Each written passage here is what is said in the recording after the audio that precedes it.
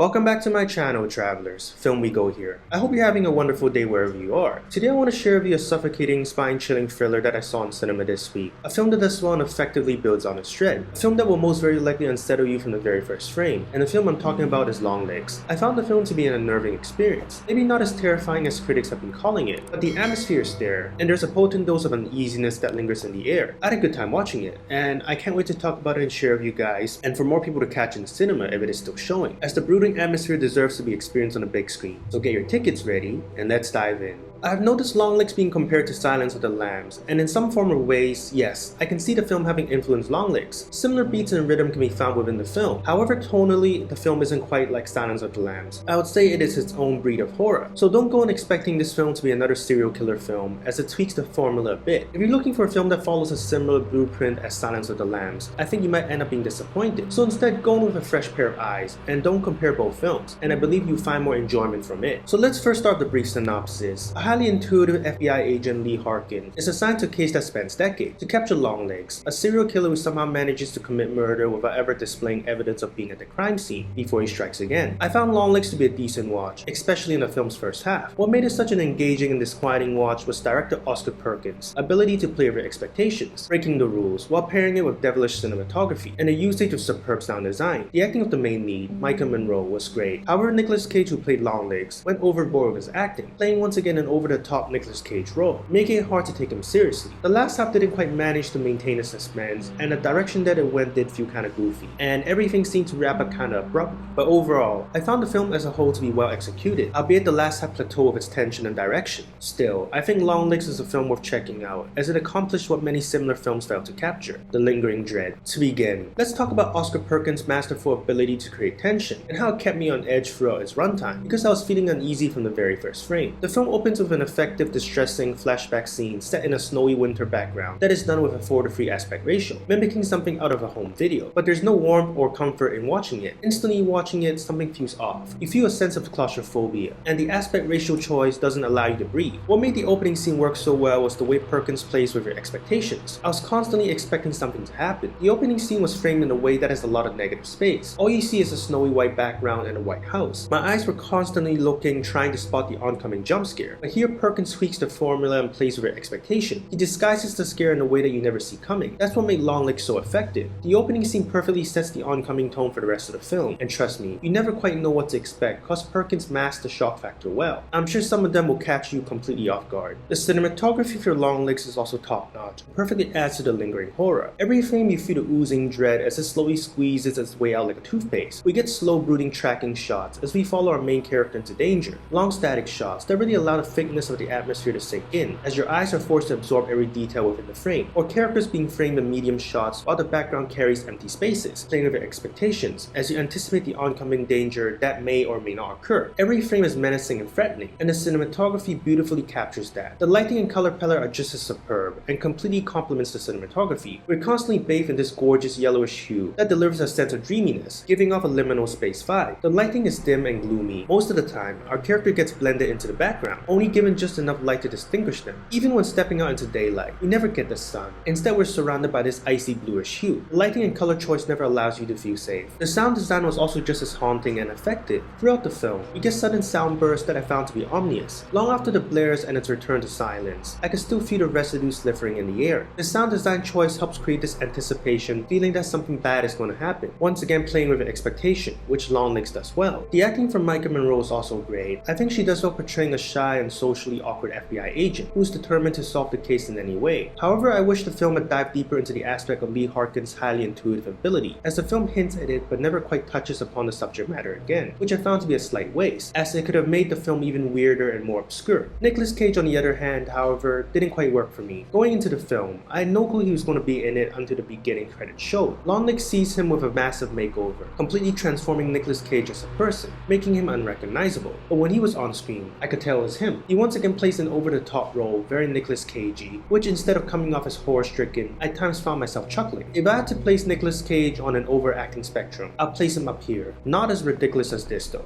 Every other secretary who's been here has been here longer than you, Alva. Every one.